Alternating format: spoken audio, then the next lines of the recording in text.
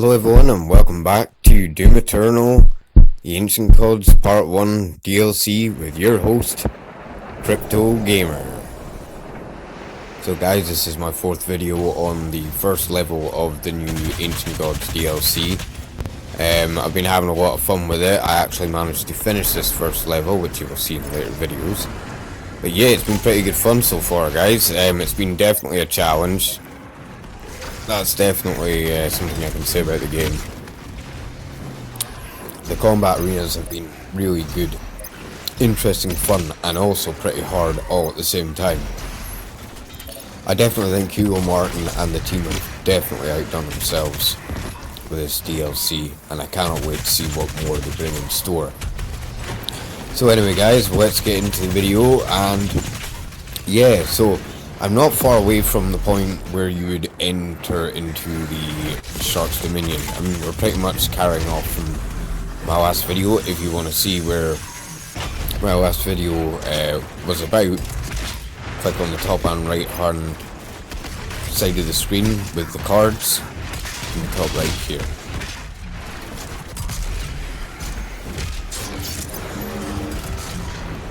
So I definitely think that there could have been maybe more levels so far with the game, but I am actually pretty happy with what they've done so far. I mean, I would say they've made these base levels at least maybe 1.5 to 2 times larger than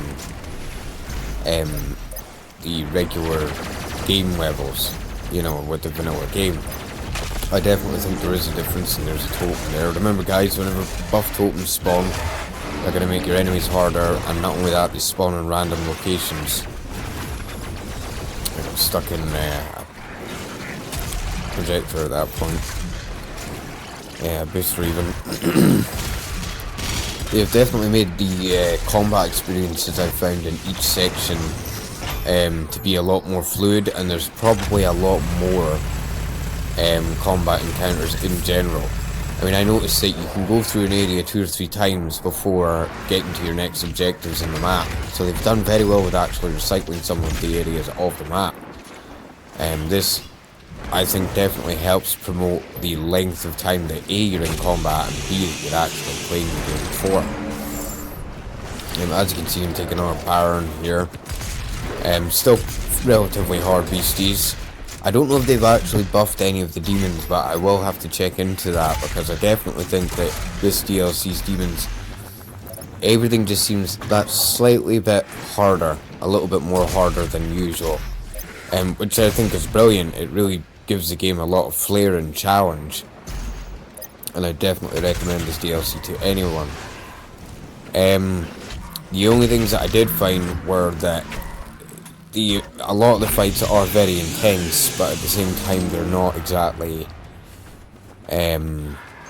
unrelenting, so sometimes you can get a bit tired. I notice it's every now and again you might have to take a wee 2-second break to recompose yourself and get back into the action.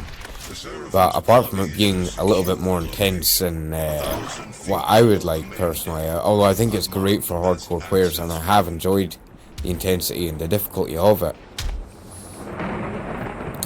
I have noticed a couple of little bugs here and there, but nothing too major.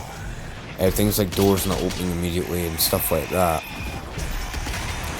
I liked how they put a lot more electrified hazards into the arenas as well, like we have currently. It really makes you need to stay more airborne. They're punishing you for staying on the ground basically, which I think is a really interesting concept. As well as that, with the Cyber Mancubus's AoE attack, that does do a lot of damage, so your best bet is to stay in the air, but I wasn't really doing that. A good way to stay in the air guys is to use the chain hook on the double barrel super shotgun, and I only realised that the best way to actually deal with those eyeballs is by using the quick scope method and taking the eye turrets out as quickly as you can. They are very good at whittling your health down.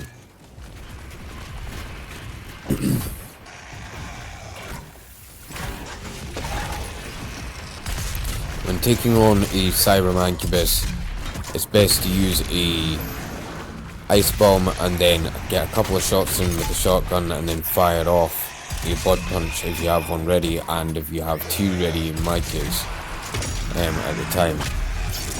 And you can take down a Cybermancubus very quickly. A couple of blasts with the super shotgun on a Revenant also does the job for dealing with Revenants, which is great.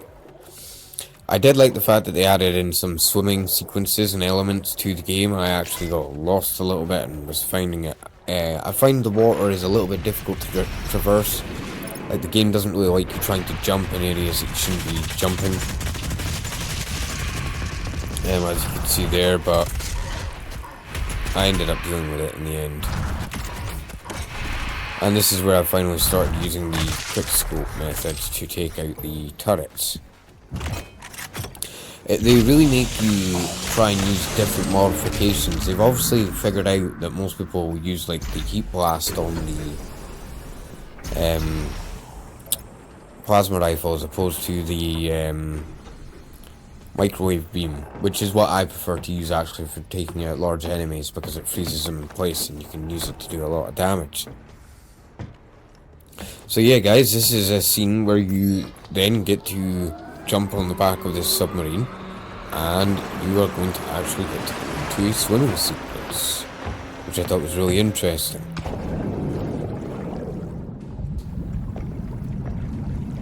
So Doomguy will hold on to the submarine and he descends into the depths of the ocean, wherever it is, in the middle of the ocean on their little oil rig.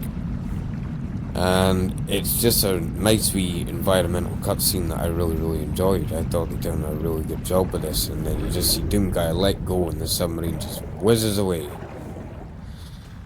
Now guys, there are actually sharks in this area. I didn't want to muck about with them, not even for the sake of it, because I didn't know if the shark would start attacking me, whether it would stop. So I just made my way as quickly as I could towards the CO2 tanks.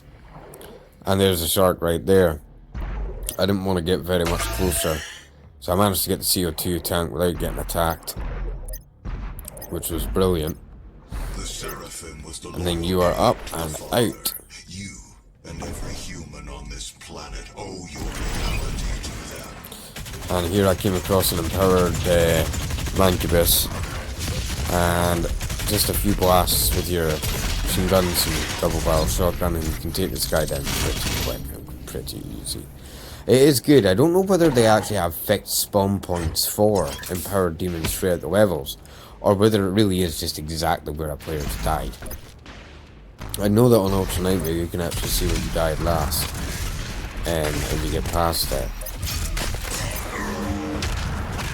In this area here guys, you gotta watch out, because not only is there turrets, but eventually a few other beasties actually spawn in this hallway, and if you're not aware of what's going to spawn in, they will take you down very quickly, such as these Dread Hell Knights. As you can see, I just take them down relatively quickly and just give them a good old blast with the plasma rifle. And the same again with this guy. We just give him a good blast. Got my armor back. And this is a tyrant spawns in, so you need to be really quick on your game. I tried to go for the carcass as quickly as I could, and I managed to take one of them down, although I think there was a second one. In fact, there was. I eventually managed to use the microwave beam on the tyrant directly. I thought I would try and take him down first. And I basically just sort of panicked through my weapons, but it was pretty good. So yeah, I finally took down the tyrant.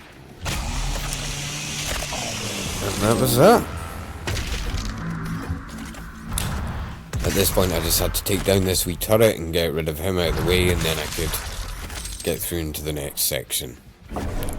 I've actually quite enjoyed the turrets. It's something different as a more of an ambient enemy to deal with.